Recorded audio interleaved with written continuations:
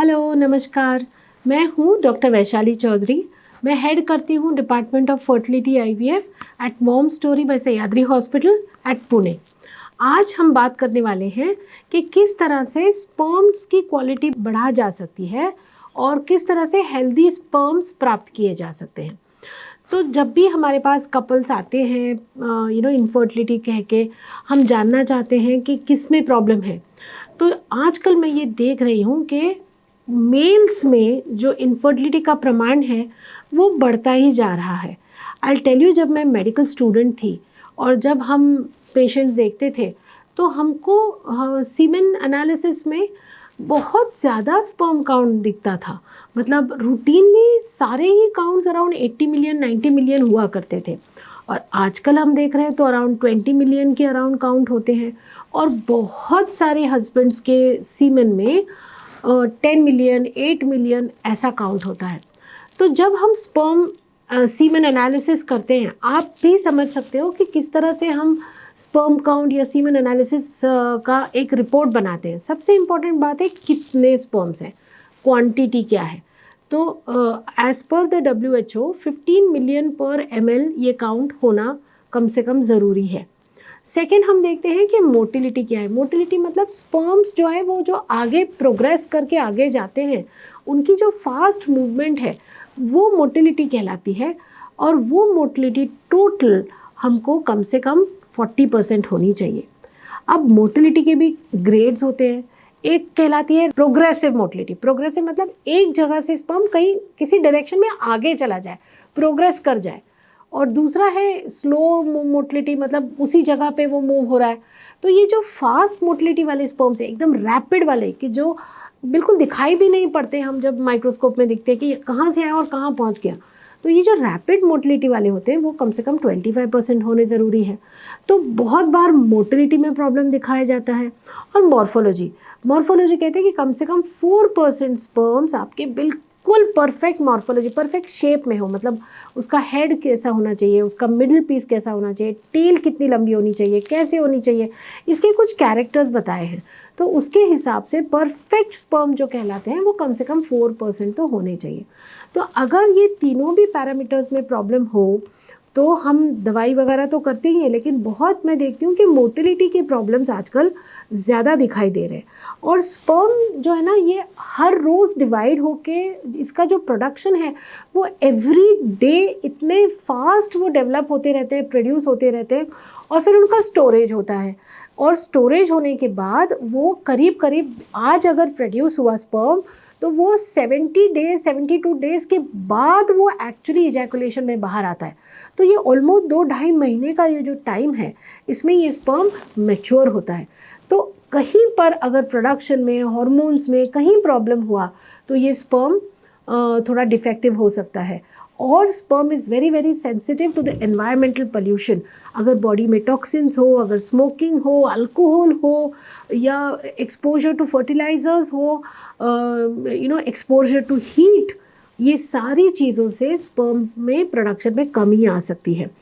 देखा गया है कि लैपटॉप के ऊपर बहुत देर काम किया जाता है तो लैपटॉप हीट हो जाता है, वो आपके थाइस पे रहता है तो वो हीट ट्रांसमिट हो जाती है।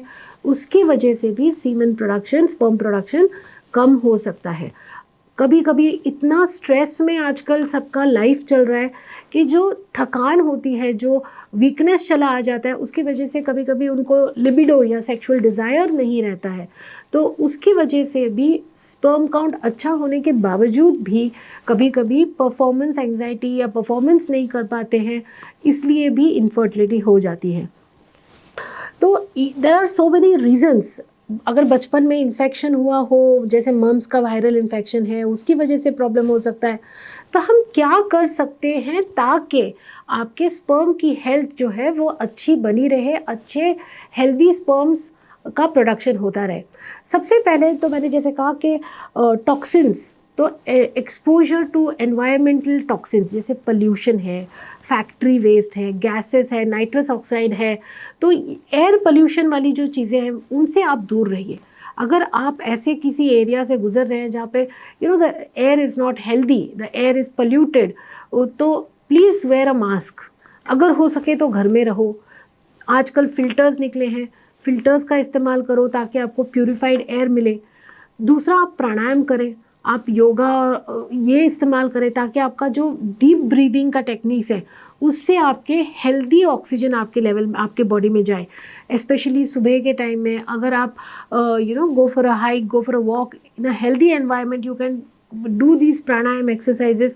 It will really help you for a long time because oxygen is the base of all cells. अगर अच्छा ऑक्सीजन बॉडी में जा रहा है तो अच्छा डिवीजन डेफिनेटली होगा सेल्स का और स्पर्म प्रोडक्शन भी हेल्प होगा। उसी तरह से एक्सरसाइज से क्या होता है ना, दो चीज़ें होती है। एक तो आपके बॉडी में कुछ मूड एलिवेटर एंडोर्फिन्स आ जाते हैं, तो मूड एलिवेटर जो आपको हैप्पीनेस दिलाते हैं, so your mood remains good, so you carry on your day in a good mood, so आपका सेक्सुअल डिज़ायर भी बढ़ेगा and you will feel happy. दूसरा, आपका वेट कंट्रोल में रहेगा क्योंकि जैसे वेट बढ़ता है तो जो हॉर्मोन्स लगते हैं आपके टेस्टोस्टेरोन जो लगता है स्पर्म प्रोडक्शन के लिए वो कम होता है। So sleep is also very very important, it's a rejuvenator. और दूसरा है कि आप लैपटॉप से, स्क्रीन से, हीटिंग जहाँ पे आपका फर्नेस जैसा है, कुछ कुछ लोग हैं जो ड्राइविंग करते हैं for a very long time, तो they are also in a very heated environment, तो इससे बचें। कोल्ड वाटर बाथ्स ले, उससे आपका बॉडी टेम्परेचर थोड़ा सा कम रहे। तो स्पर्म्स के लिए ना बॉडी टेम्परेचर थोड़ा कम रहने से स्पर्म प्रोडक्शन अच्छा होता है। और डाइट्स में आप पूछे तो there are certain things like nuts, walnuts will really help you, almonds will help you. अगर आप प्रोटीन्स ले रहे हैं तो oysters and fish is going to definitely help. अगर फ्रूट्स की बात करें तो guava, banana and pomegranate, these are the three things which are known to give zinc, magnesium, and berries, strawberries या blueberries. So these are certain things, and of course green vegetables, spinach is supposed to give you the best antioxidants that are required. So आपका diet healthy हो, आप exercise करें, आप meditation करें ताकि आपकी stress levels कम हो, आप हीट और प्रोलॉन्ग स्क्रीन एक्सपोजर प्रिवेंट करें, आप एक दूसरे से अच्छा कम्युनिकेशन करें, हेल्दी कम्युनिकेशन हो। और सेक्सुअल डिज़ायर बढ़ाने के लिए अगर डाइट की बात करें तो डार्क चॉकलेट का इस्तेमाल काफ़ी बार किया जाता है। So this all things will go a long way in helping you produce better sperms. So आज बस यही। और आपको इसी विषय में कोई शंका हो, कुछ पूछना हो तो प्लीज़ आप कभी भी मॉम स्टोरी में विज़िट कर सकते हैं। हमारे पास कुछ फर्टिलिटी पैकेजेस होते हैं जिसमें सीमेन टेस्ट और ये सारी बातें बहुत ही डिस्काउंटेड प्राइस में होती हैं, हम आपको गाइड कर सकते हैं। So do contact us if you have any doubts. Thank you so much.